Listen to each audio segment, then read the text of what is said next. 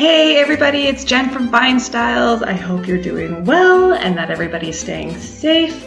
We're here to do another tasting, and this time our feature is bubbles, because it's Mother's Day coming up. Reminder, May 10th, Mother's Day. Don't forget, or else you're in trouble. Today we're going to be trying the River Retreat bubbles. It's actually from the Murray-Darling River in Australia, which, once again, I have a janky map. The area that we're going to be in is actually Murray-Darling is right here, and it's right next to the Murray River. So this area, because it's continental, it's very, very hot, and there's a lot of drought that happens. But to get their water, they actually get their irrigation through the river here. Okay, so a little bit about the River Retreat non-vintage Brut. The grapes that are used in this are the traditional Champagne style grapes, so Chardonnay and Pinot Noir. The River Retreat label is actually from the Trentonham Estate Winery. The River Retreat has to do with a mission that they're doing to preserve the wetlands around there and around the Murray-Darling River, because it's starting to dry up because it's global warming. So some of the proceeds that you buy from this bottle actually go toward that environmental foundation. Yeah, so once again, another wine that you feel good about drinking too. But not only are these grapes picked at an earlier time, but they're picked overnight when it's the coolest, and they're brought back to the winery as fast as possible, where they are destemmed and then they're pumped.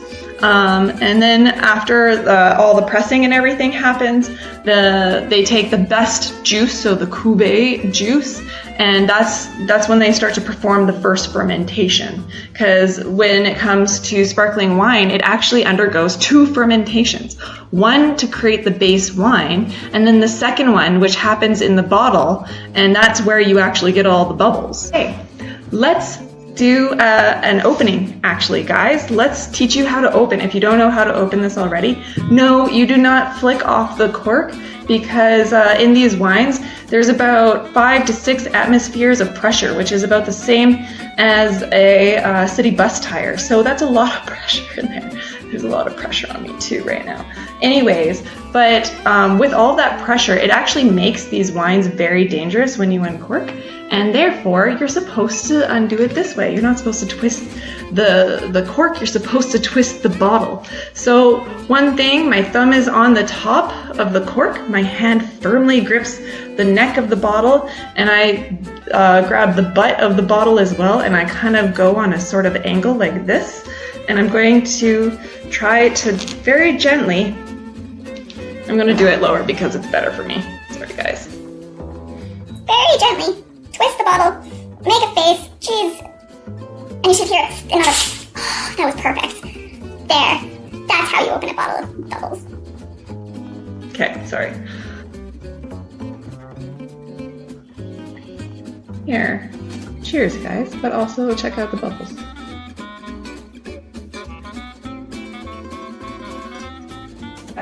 Lemon green in color. It's pale, I can see right through it, and it has bubbles in it. Let's smell it. Oh yeah, interesting.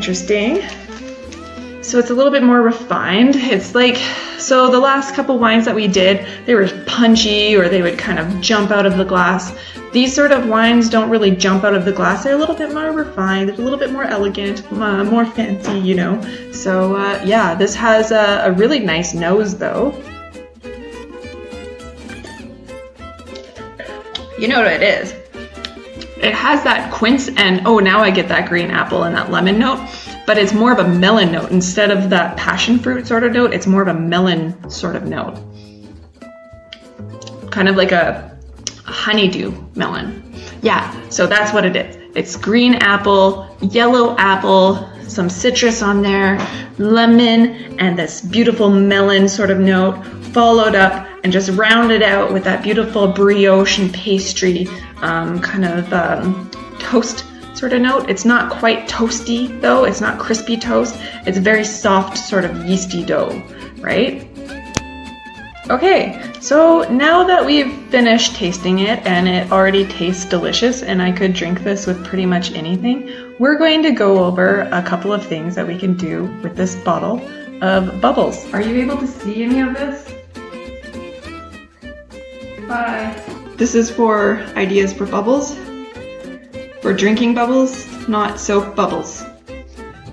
Drinking bubbles. Yummy, tasty drinking bubbles. You can pretty much pair it with anything. It's food friendly.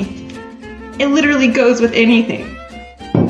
Fried chicken, which I love. That's my personal favorite all the time, 7 days a week. Appetizers, Thai food, cheese and charcuterie, popcorn, seafood, mostly shellfish, sort of seafood, and brunch, like a Mother's Day brunch. And all you need for the Aperol Spritz is, well, Aperol, and then a River Retreat Brut, check. And then you need club soda, and then you need an orange or a blood orange slice, and then you need ice, okay? So these are the things that you need to make an Aperol Spritz. Okay, now we're going to attempt to make an Aperol Spritz. And I can't make anything, so if I can make it, anyone can make this. So first things first, I have a blood orange here because we're fancy, and we're just going to make some slices. And we'll leave the rest for our next drinks later. Guys, just so you know, I put ice in a cup, okay? And then I cut a slice of blood orange, or orange if you have orange, that works too, okay? And then, so you're supposed to combine in sort of equal parts. There's really no measurements to this at all. So they said to do about equal parts. So I'm doing about half the glass, do you see, of the Aperol. And then I'm filling a little bit of the River Retreat. Oh my goodness, that's pretty.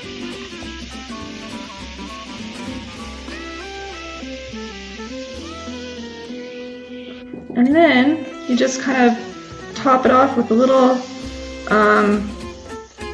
soda water. Yeah, club soda.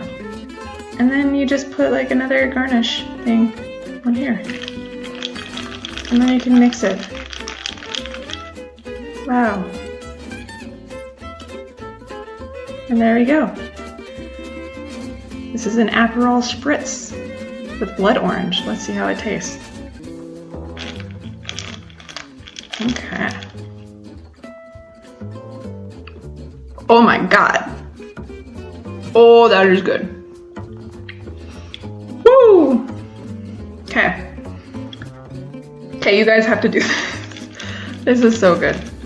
Okay, so that's it. That's over. That's our feature wine. 25% off for this amazing bubbly.